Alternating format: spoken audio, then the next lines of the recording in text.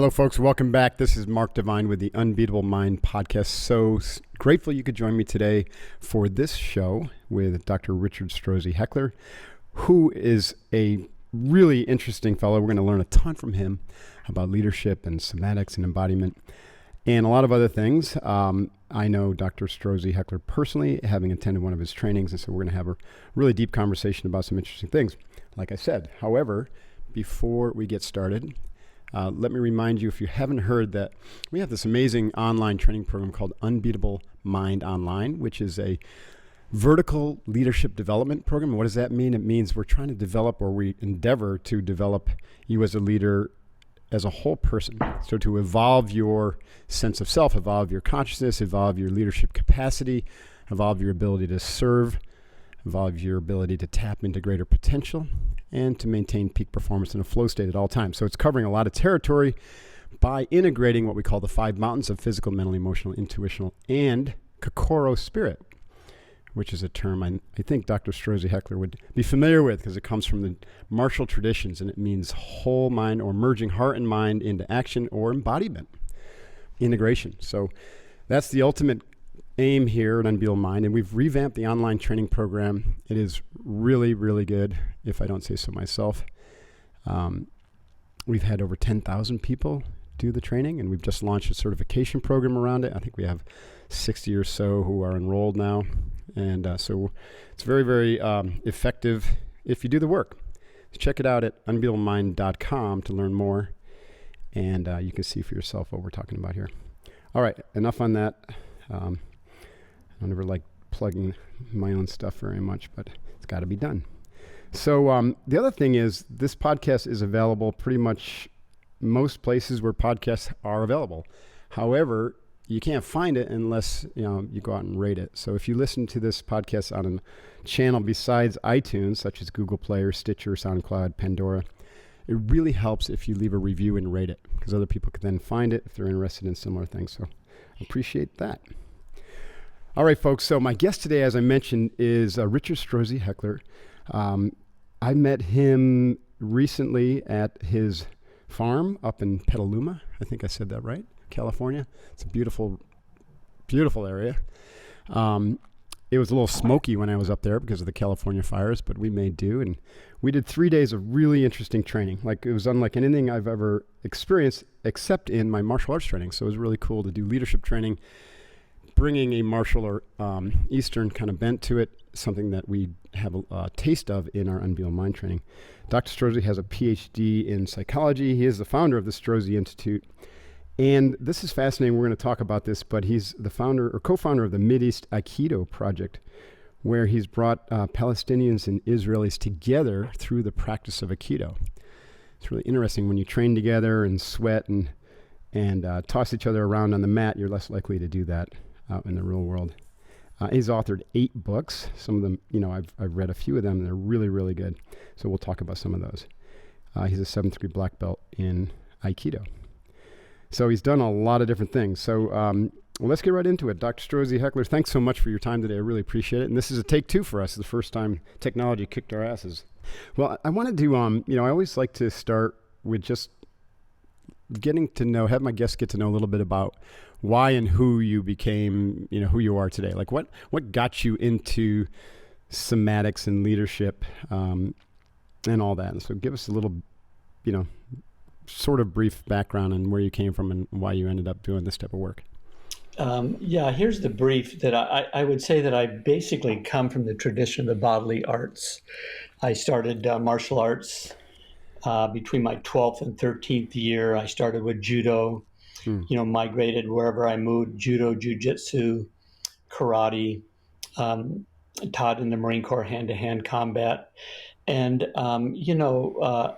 really I'm married to Aikido. It's been 47 years, but also studied Kali and Capoeira.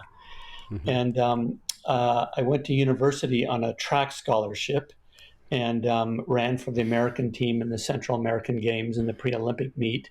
So, these traditions of being the bodily activity mm-hmm. really influenced me in a number of ways. Number one, to have a good teacher is indispensable.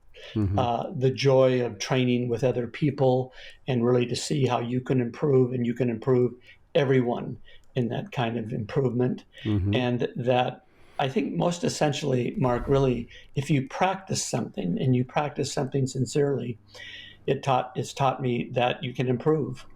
Right. And so somatics, that easily flowed into the notion of somatics, which is, I think, of the rough translation from the Greek soma, it's the living body in its wholeness. In other words, it's not the medical body, it's not just the biological body, it's what I would call that the body and the self are intimately linked together. And it has been, that was the result of my PhD dissertation, which was called The Mind-Body Interface. And I've just always had this notion of how do we learn, and not just simply learn skills, although that's important, but actually how do we transform and change who we are as human beings, both individually and in teams and collectively. And that ultimately took me to working in organizations, startups, technology organizations, the military, government, and how do we build a leadership culture that not is just knowledgeable about leadership in a cognitive way, but actually they embody these traits. It's interesting. We have something in common in that I have used, kind of Eastern traditions, both martial arts and yoga, tools from them anyways, to develop warriors. And then over time, I stopped kind of differentiating between the characteristics of a warrior and the characteristics of a good leader. Did you have a similar kind of insight? Because, it's interesting probably for a lot of listeners to think, how did you go from somatics and martial arts to embodied leadership? Are they the same thing? I mean, what are we talking about here? I think very similar to you, Mark, in the sense that in my study, not just on the mat, but in reading and in scholarship about different warrior traditions, they seem to be the same qualities. Warriors would have the same qualities of what I would call being an exemplary citizen. And these go way back to a lot of the old texts, Abhidharma in Buddhism and the Bhagavad Gita, etc. And then, of course, you look at these qualities, and it's very clear that this is also the place in which we would say, oh, these are all the hallmarks of leadership as well. Right. So really that through line between the ancient warrior cultures, what it means to be an exemplary citizen, to be an exemplary leader. And those things all seem to show up over and over again. Yeah, I love that. And I think you could almost say that leadership is just kind of a Western term for exemplary behavior, right? And being an exemplary citizen means you have to be a leader and a follower at times, and you need to know which time to be which, right? And that's an interesting concept as well that we get. And you mentioned this in your introduction, that team training, when you're on the mat, sometimes you're leading, sometimes you're the uke, and sometimes you're following, you're the stay, and you're getting attacked. And learning to deal with that balance between getting out of the way and letting other people take charge or lead, and then when it's your moment to step up and do your part is really interesting. And I think we don't really get that quite as intimately in the Western culture, through our I think that athletics. is really the art of leadership. When can we just stop for a moment and be very still and be powerful listeners, and when's the time to take that step forward and go into a different kind of action? And that comes from practices. And from my point of view, I know we share this, that those things can be learned numerous ways. And one fundamental way is through martial practices. Yeah, we're very good in the action part, right, in the Western, but not necessarily the stillness and the listening and the cultivating kind of the presence for spontaneity and maybe right action, right, or a more powerful action to flow. And I think you're right. And Aikido, it's interesting. I think I mentioned to you last time, but I had studied Aikido you've got 47 years. So that is, I mean, to me, that's extraordinary, because the patience and the amount of mat time is probably tens of thousands of hours. So I'm just a baby when it comes to Aikido. I have a lot of practice with other arts, but I'm a white belt again. And it's been quite, humbling. And I knew it would be, and I gladly took it on, right, to put the Aikido gi back on. I studied it for 1 year, maybe 25, 30 years ago when I was at SEAL Team 3. But I hadn't touched it really since. I mean, we dabbled with Aki Jiu-Jitsu and ninjutsu, but nothing really serious. So now I'm a white belt again. And having to empty my cup every day and to get back on the mat. And those three things you said that I had kind of been missing as a solo practitioner, right? As someone who had kind of stepped off of or out of the dojo. And so I was missing a teacher who could hold me accountable and, be like, hey, how come you didn't come to class today, Mark? That type of thing. And show me, the nuances of what I was doing right or wrong. And then the team training, right? Just having a tribe or a team that you can get pretty intimate with in a way that you don't normally get intimate with people in the Western world. And you can, you really expose yourself when you're on the mat. And then that third part of that practice, the daily doing, showing up every day and incrementally improving. So I've got those back in my life. I mean, I had the daily improvement, but I was doing the same things over and over again for a while, So anyways, I went down a little rabbit hole there. So have you ever, I guess that's kind of a lead into another question. Have you ever stepped off the mat and had periods in your life where you stopped practicing and had, noticed a demonstrable effect in the quality of your life at the time? Well, I would say that, for example, that I took these periods of time when I took a walking trip through East Africa with the Maasai. I could say that I stepped off the mat then, but even then I took a Japanese staff with me, and I would do the katas daily, which was to the great curiosity and I think amusement, but also interest of the Maasai and the Hadza. So it is always with me in that way. And I have never really, aside from those things where I'm maybe on an adventure trip and there's not a mat nearby, I've really never stepped off the mat. And, when I was younger and we would move around once a year, sometimes twice a year. And the first thing that I would do after I was studying judo, was to look for the next dojo. And really it became an instant community. And when people saw that I was committed and dedicated, that it was welcoming hands and also rigorous hands. So we can really train and sweat together and learn together. And I think for the listeners too, I would really say that it's a beautiful place to build community. And, it's not, there are people who are definitely in the art for competing, all the best to them. And then there's many people in the art who are the arts who are going, no, I'm cultivating the self here. And it produces a very strong and a strong spirited community this way. Right. It's interesting. I was in the arts for a third reason, and that was to win in combat, which is different than competing, right? And so one of the reasons that I stopped studying Sansu Kung Fu is because it's just the nature of the art is just incredibly violent. And at this stage in my life, I just didn't need to learn violence or invest in violence anymore. Whereas Aikido is the art of peace, right? And understanding energy and how to be in harmony with another person as opposed to in conflict. Yeah, Aikido is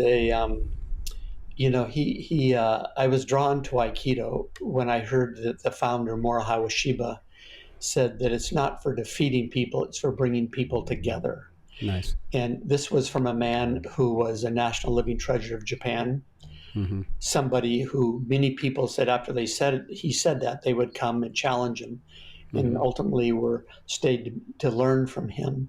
And so it was somebody that didn't just have the speaking philosophy, or that particular mindset, but actually embodied it, and embodied it in a way that it became very compelling to people. Mm-hmm. You don't have to put on an Aikido uniform and a white belt to learn embodiment or, somatics.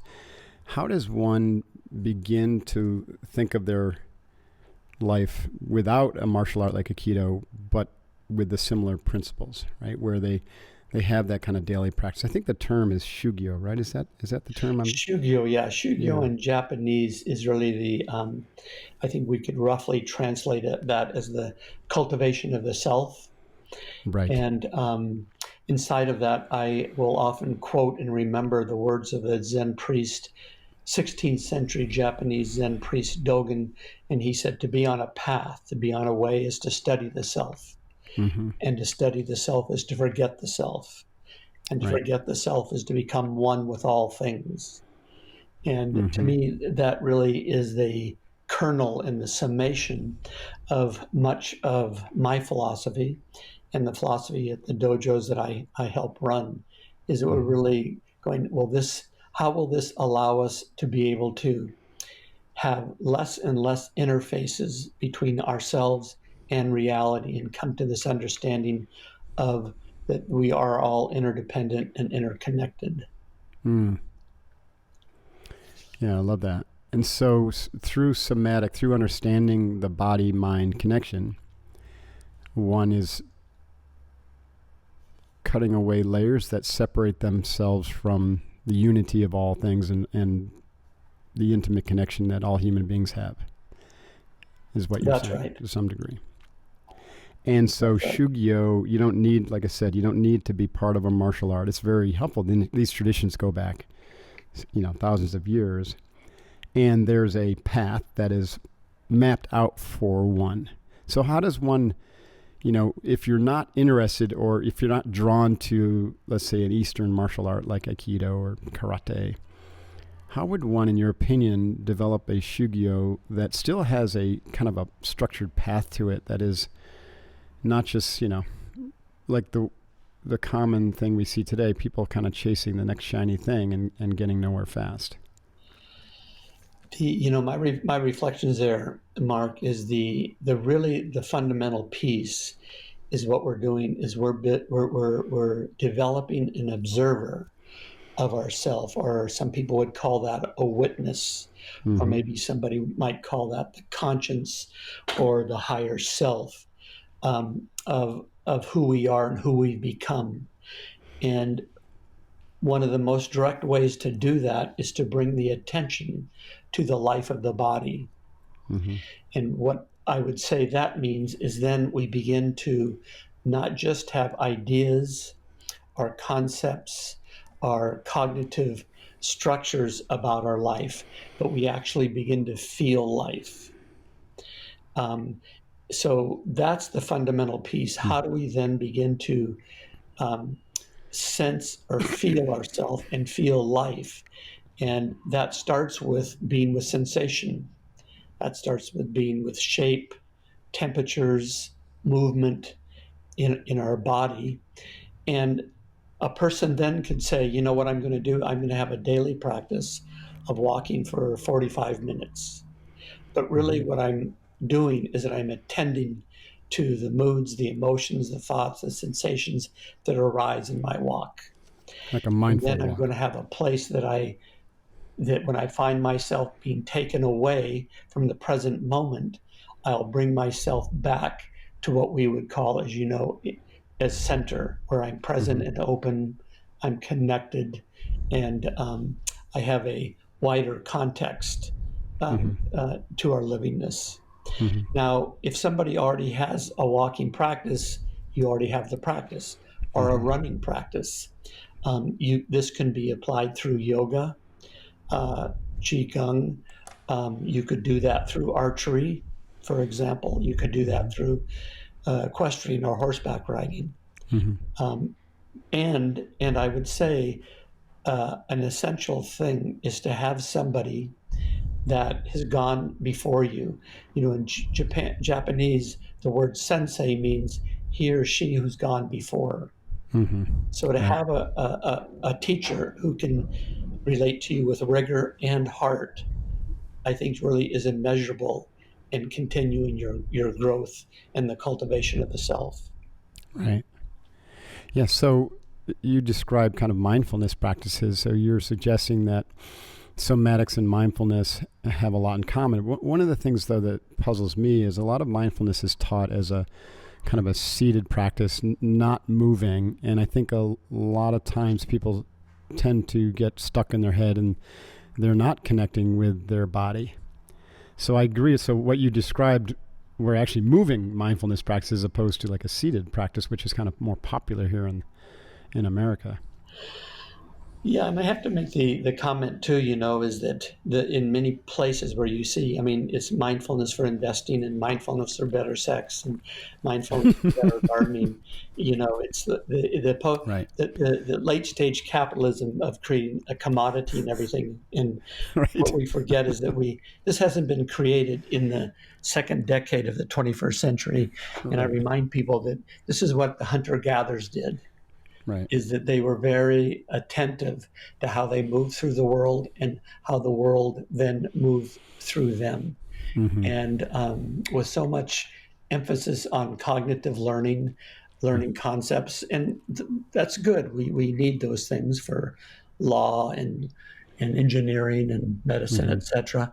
But to develop a presence that can build trust with other people, build integrity, accountability, and build really a leadership presence. Um, it really requires, from my point of view, that we include the body. Mm-hmm. And the caveat to that is that we can easily, you and I, talk about body. And what Mm-hmm. I've found out over time is when I say body, either people will think of the swimsuit edition of Sports Illustrated, our body Right. is the guy on the cover of Men's Health who has Right. an airbrush body and a six pack. And I'll say some of the most grounded people I know don't have legs, Right. or some of the most seeing, perceptive people are blind, Mm-hmm. or some of Right. the people that can reach out in the most generous, kind way don't Right. have arms. So we have to really examine when we say body, what we mean. Right. It's not necessarily the physical structure itself, it's the felt experience of living in your embodiment as a human. I love You, that. Yeah, what you said, exactly. what, you, what you said. Well, you said something earlier which really captured my attention. I wrote it down. I'm curious as to your responses. You said, what we're looking for is attention to the life of the body. Mm-hmm. And life of in your opinion, is life of the body the same as awareness or consciousness? Yes, Yeah, that's what I thought you'd exactly, say. exactly. We at the institute we talk about the basic map of we put our attention on something. So Mm-hmm. as human beings, we have this quality of having agency that we can move our attention. Mm-hmm. And when people do that, they begin to realize that energy, our life, follows attention. Right. So, for example, we could have in this moment the quick exercise. I would say to all the listeners, bring your attention to your feet on the ground or your sit bones if you're in a chair. Mm-hmm. Now bring your attention to your breath. Don't breathe any more deeply, but just notice where your breath is or maybe where your breath isn't. And now bring your attention to listening. Just be quiet and listen.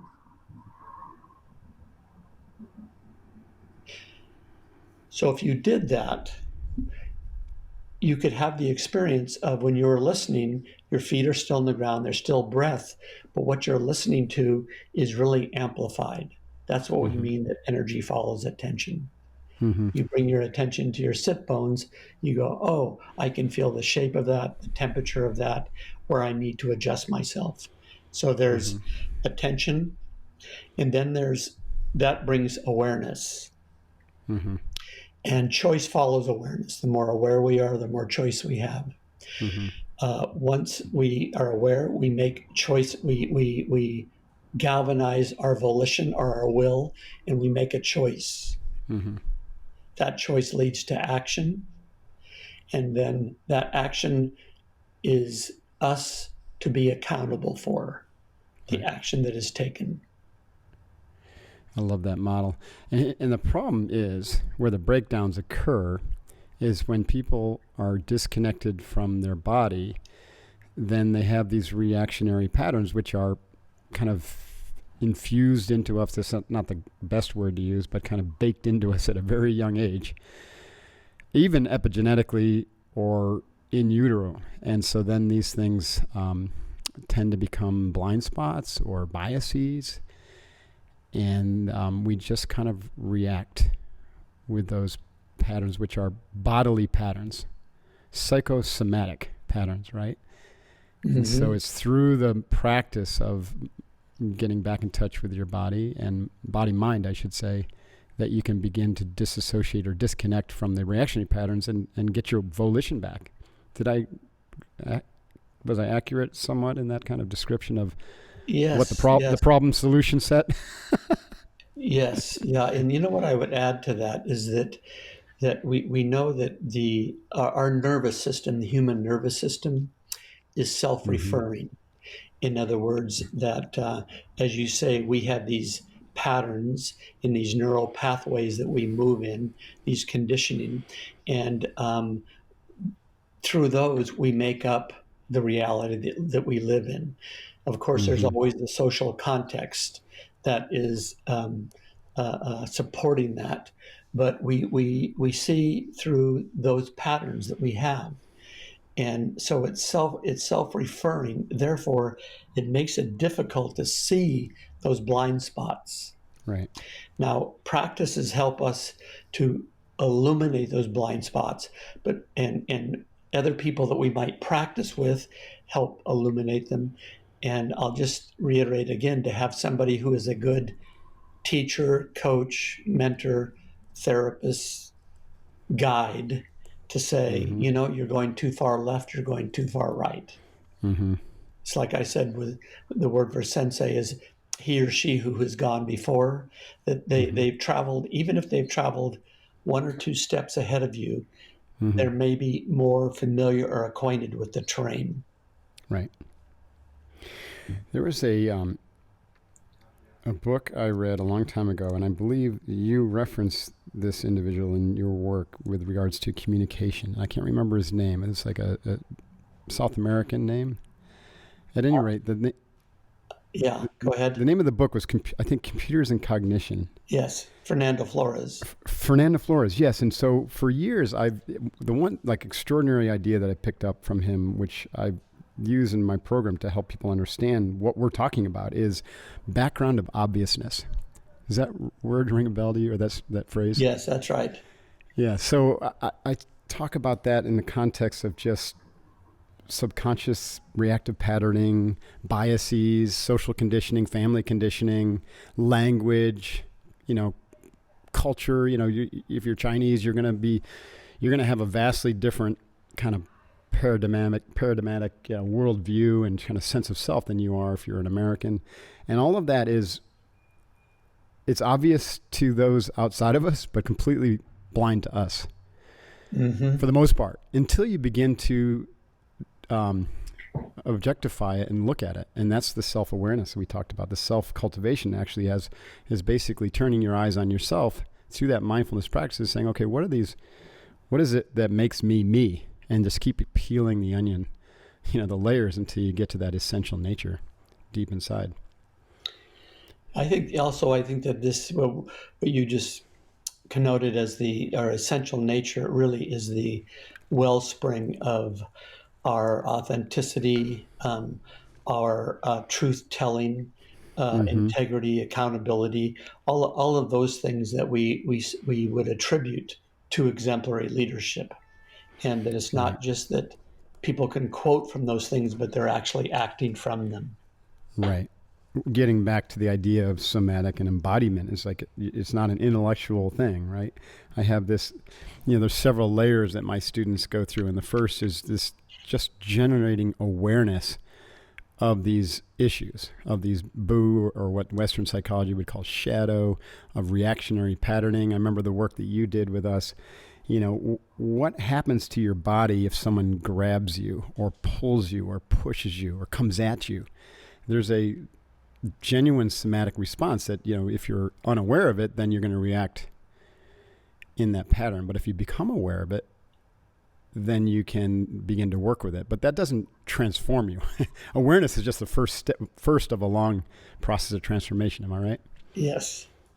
In my book, The Anatomy of Change, going through life's transitions, I talk about people who, and I think it points a little bit what you said about people using sitting only as a mindful practice, but people will start to collect awareness badges. Well, they'll go, oh, I'm aware of this, therefore that's why I do this. Right. And that's distinct from, oh, I see that, I'm blind to that, and that's keeping me from doing ABC 1, 2, 3. Mm-hmm. That's fascinating. So when you work with leaders, you bring communication into it, because that's, communication to me is basically how we relate, obviously. And it's an expression, how effectively you communicate or how authentically you communicate really is an expression of your character or your leadership capacity. And so what a beautiful way to kind of unpack, some of the patterns by starting to look at how you communicate, right? How you receive, let's say, requests or offers or demands and things like that. Did some of that work come from your work with Flores? I just love that path of looking at communication as a way to kind of develop awareness and mindfulness about your reactive behaviors. Yeah, often, maybe in the course I told this story, but I'll begin this talk around language with in the winter when the storms come up in February, and they hook up through the south, and they're pretty fierce, and there's a lot of rain and wind, and there's this little ditch that will happen in the front pasture, and the horses that were out there, they would get excited, and they would run, and they would jump over that ditch and go to the barn, run excited to the barn, and when they get there, they don't go, wow, that was incredible. I'll tell you what, let's go back and do it again, but Right. let's do it in this particular kind of way. They go, what's to eat? And who's going to be on top of Right. of the heap here? And what humans do, we have this possibility of coordinating and saying, let's, as a team, let's give each other an assessment. And how can we do that with less effort, more maximum output, more elegantly, and et cetera, et cetera. And this is really the power of language, and also looking at language as just not the passing of information, but language is action. Mm-hmm. And most people say, yes, humans have language. And I would go as far to say that we are language. Mm-hmm. Like, we don't have bodies, we are our bodies. And we don't have language, we are our language. And the way that we have our language will have people either want to be hostile to us, to be friendly to us, to come toward us, to be able to respond to our needs. We're able to respond to their needs. And one of the things, so yes, this work came from a number of European philosophers right at the beginning of the 20th century, and then Fernando, who was chief of staff of Allende, and he was sent to prison, and then he came up and got his doctorate in Berkeley. He started to bring it into businesses. And so I was never a formal student of Fernando's, but we worked together because he saw the power of language. He saw that I saw the power of body, and that in our interpretation of body, the shape of our experience. So we worked together for about a full decade, and I attribute a lot to him and grateful for him. But there's ways that we can talk for gossip, or we can talk for poetry, and then as leaders we can talk for taking action together. And when I started to teach this, I noticed that people understood it academically, but they actually couldn't do it. that takes us back to, okay, we need to go into practices so that it become embodied inside of us. Right. And I think something you said is really important there, because if body is the shape of your experience, then communication will affect the shape of your body. And so you can reverse engineer it and change the shape of your body to both experience a way that you communicate, or to try to identify a way you communicate, or you can change the shape of your body to communicate in a different way. And that, to me, is profoundly valuable. And I can see how bringing somatic or embodied leadership training into the workplace could be so useful for people. But having said that, can you give us an example of what that would look like, let's say, for executive or leadership team, and say, what does that mean? I hear those words, changing the shape of my body, or to affect my communication. But what would that look like to you if you were teaching, a leadership team? I'm going to also just take us back maybe 25, 30 years when I first started to do this in organizations. Mm-hmm. And I would speak to people about embodied leadership, and they were looking for a lecture about it. I made distinctions. I did the best I could to make it relevant. And then I would say, so now we're going to practice. So I'd like you to step out in front of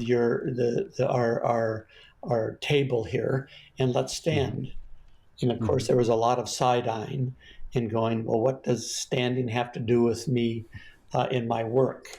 Or, what does moving with another person have to do with my work? In other words, there wasn't that sensibility that wherever we are, our bodies are, the shape of our experience will be expressed. Mm-hmm. So, and the other thing that I would run into is that I would show a move. I'd say, let's talk about being centered, present, open, and connected. And this is how it can be felt and seen and practiced. So it's not just a bumper sticker or a magnet you put on your refrigerator, be centered. Mm-hmm. And then we would move on to the next thing I'd say, and we have to come back to being centered. And they would say, but I already did that. Right. And I would have to remind them that, after decades and decades of doing Aikido, for example, is that I would start my class, or I would take my teacher's class, and we'd do a movement that I did on my very first day. Mm-hmm. And it's really busting through this notion that, I understand it, therefore I can do it.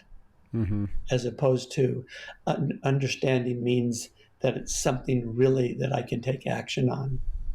Right. And when I was studying in Japan, the martial arts, the Westerners would get together. This was always a group of men, high testosterone.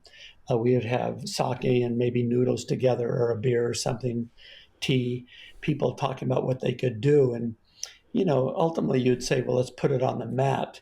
But there was a young man from New Guinea who was studying at Oxford, and he was studying in Japan at that point. And he said this beautiful thing that just reeled me, and it still does. And he says, we have a proverb in our country, which is, knowledge is only a rumor until it's in the muscle. Don't you love that? I do love that. Knowledge is only a rumor until it's in the muscle. In other words, he's pointing out is that how can we actually use this knowledge to affect behaviors, our actions, our way of even affecting not only ourselves, but influencing others as well. Right. So you could almost, to relate that to leadership, wisdom is embodied knowledge, where you've experienced it, you're able to teach it, you're able to move with the knowledge. You can take the shape of that knowledge, in a sense. Yes. Everything else is conceptual, or just data, or data or information, which are lower form, not even knowledge yet. And a lot of people are working with data and information and mistaking it for knowledge. And a lot of people mistake knowledge for wisdom. Uh-huh. And they're all important. Yeah, so in working with leaders, and I prefer really to talk about leadership culture too. So as you said, that sometimes a follower can take a leadership action. Right. So really working with teams so that everybody can have this possibility of contributing to the whole through leadership qualities. Yeah. Love that. So it's Yeah, really in fact, showing the steps of a leadership presence, which I call the 5 steps. I call the centering, facing, extending, entering, and blending. CFEB. And if those are thought of like 5 keys and you play them all at the same time, that produces a certain embodiment that it has a quality of magnetism in which people will say, I will take the next step forward in what you're saying. Maybe I don't know why, but there's something the way that you're being that is compelling in that particular way. Wow, I love that. So I'm just kind of like visually going through these. Centering is how you are able to receive information, and centering is where that mindful presence is found. And then facing is when you're actually in a beginning or in a communicative relationship with another human being or your team, right? So you're actually going to physically be facing them. Yes. And then extending would be like making a communication action, like an offer or a request. Is that correct?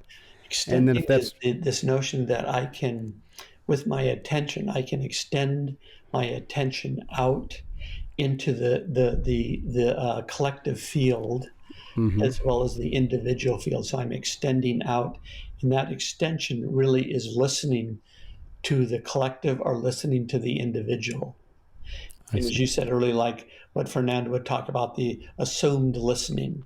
What is already the common sense there? What is the listening that is already in place? Yeah, so that's the willingness to take perspective, the intention to engage with other people's awareness / energy, and now you're in relationship as opposed to around a bunch of others. Exactly. Quote unquote. Yeah. And then the entering is the communication act, like you're receiving or you're offering some sort of support or request or help or that's some right. Sort of team Really action. a difference of a kind. Then I always think of entering. Then is where you would make the request or make the offer, as you said. Maybe you would make a declaration or an assessment of somebody that actually starts to move things into action. And blending is that place in which you do it where you know what's too much and what's too little, but it's really in the bullseye of things. Right. I mean, and that syncs up with what I have been working with my students is in that act of blending to evolve a solution set that is a higher order solution set. It's more integrated and whole than what any individual could come up with on their own. Right. And that is leadership right there. Ultimately we're talking about leadership power is to be effective in generating solutions that are of a higher order, which move your organization, to achieve its mission, but especially in today's world, to achieve that mission so that it doesn't, have second or third or fourth order negative consequences. And I think only the collective consciousness can really evolve those high order kind of solution sets. I like that notion of when you talk about as a higher order, because I think really fundamentally where we're coming from is saying that human beings are evolving. There's no fixed indwelling self. We are evolving and moving towards a higher order. Sometimes I'll use the word as neuroscientists do as complexity, but I think to a higher order is more digestible. Yeah, I like that too. And I agree with you. And I think that it's starting to happen in a cultural sense because of how connected we are. It used to be, we were all in these little isolated pockets. And so culture was, evolved very slowly, but now it's starting to evolve very, very rapidly. And it's jarring for individuals because they're used to, at least our generation was used to the slow evolution, marked by epochs, right? As opposed to all of a sudden you have 100 years of change in 20 years, and then then it's going to be 5 years, and then 1 year. Mm-hmm. And so the evolution of human consciousness, at an individual and collective level is to deal with this, the VUCA world, which brings us back to why, the military warrior leader training is so useful for corporate leaders or business leaders or organizational leaders today, because the warriors are, once you get into that level of working out of the pure field of energy and your essential nature, then volatility, uncertainty, complexity, and ambiguity aren't as big a deal, right? Because you can act with spontaneity and intuition. Right. I think also important for us to make the distinction between that there are absolutely warriors in the military, and you can be in the military and not have a warrior mindset. That's true. You could be somebody like Mother Teresa, who you look at her shape and how she is, and was a tremendous warrior. Mm-hmm. So it can be open to all kinds of places, but we can use those markers to keep evolving. Right. The warrior energy is an archetypal energy. Yes. It's not a person or a profession, so to speak. So you have this the Strozzi Institute of Embodied Leadership. Is that how you characterize it, or that's what? Correct. Or am I missing? Okay. Yes, Embodied Leadership. Strozzi Institute of Embodied Leadership. And you bring your training into organizations, but people can also come to these public events. That's, I went to your level 1 Embodied Leadership. Mm-hmm. We have a whole set of, we have these tracks, which is we have a somatic coaching track where we teach people how to bring the body, or the soma, into their coaching practice and to do a lot of the things we're talking about here. We have a leadership track in which there are individuals come in to learn leadership qualities, and which is a public course. And then we will go into organizations, like I say, technological startups, government, Fortune 500 companies, et cetera, and work with their teams and offer them coaching as well. So it's individual. We, like I say, public courses and working in organizations. Mm-hmm.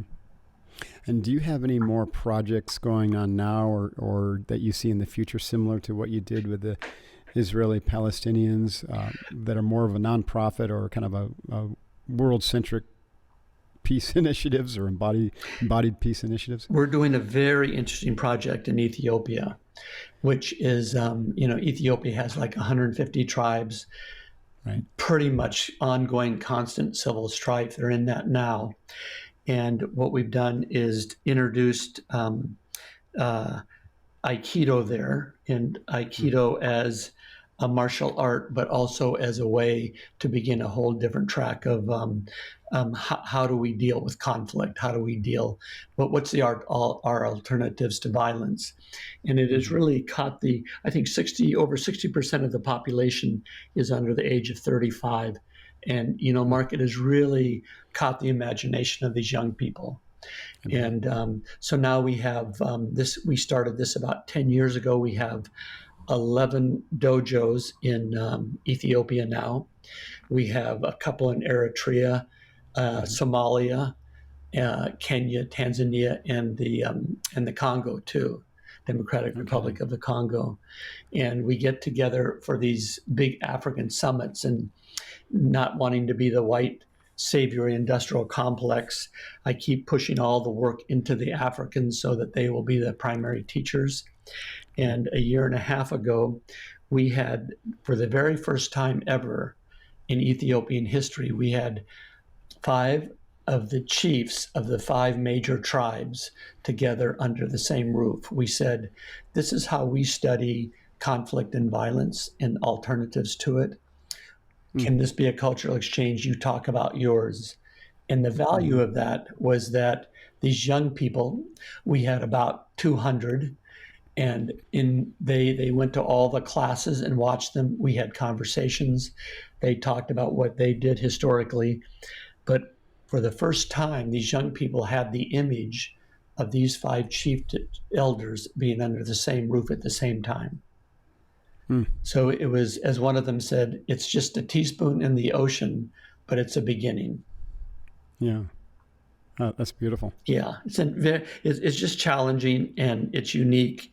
And, if I think, well, we're all just laying seeds here that'll bloom in 800 years, that's fine. Right. And it may not take 800 years. And it may not, inshallah. Right, exactly. Terrific. So your people can find out about the Institute and about you best how? Yeah, thank you. Strozzi-Institute.com. Okay. So you can get in touch with me individually that way. And then you can look at our website and see the multiple offers that we have and the menu of offers that we have that allow people to not only be intelligent and well-meaning about what they want to do, but actually to be able to change behavior and change actions and take new actions for themselves. Strozzi-Institute.com. Nice. And the last thing I have is earlier on when we started, you talked about the qualities of an exemplary citizen. What would be your top 3 to 5 qualities of an exemplary citizen?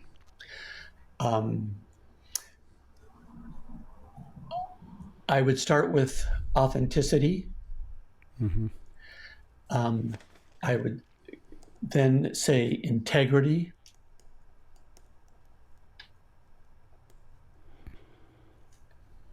Okay. And then I would say courage. Yeah, I love that. All of which are related to or require mind, body, spirit connection, right? That's right. Courage also meaning heart or that's what I mean. You have the heart to have the hard conversation. You have the heart to be able to defend those that can't defend themselves. Right. Yes. Stand your ground. You have the heart to stand your ground, which is integrity, and the authenticity to be yourself, your true self. Be your true self. That's right. Beautiful. Well, Dr. Strozzi-Heckler, thank you so much. This has been a fascinating conversation. I really appreciate the work that you're doing, and I personally look forward to training and working with you more closely in the future. And well, Mark, it's nice spending time with you, and it brings back the memory, the images when we were together. And since you said, thank you, Dr. Strozzi-Heckler, I'll say, thank you, Commander Mark Devine. Okay? Right. Usually the titles don't come out, but sometimes on the podcast I get it. Whip them out. And look forward to seeing you on the mat again. And I'm tracking you through your website and your great online course too. Awesome. Well, thanks again, and appreciate your time. All right. Take it easy, but take it. Hoo-yah, as we would say. Yeah. All right, folks.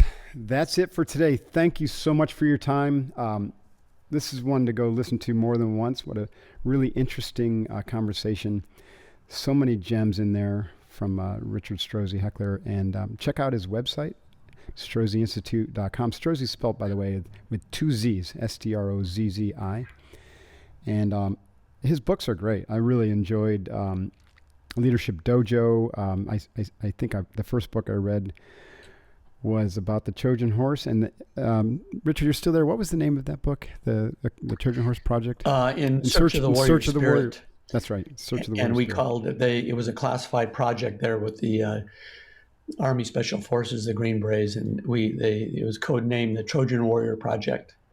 Trojan Warrior, yeah. That's fascinating. And you've recently updated that, actually, right? Yeah, I'm in my 4th edition, and it takes in my time in Afghanistan and Iraq, too, with them. Nice. Good stuff. All right, folks, that's that, or that's a wrap, as we'll say. Stay focused. Do the work. Develop a Shugyo practice, right? And you don't need to be a 7th degree black belt to be an embodied leader. Just start where you're at, Wherever you go, there you are.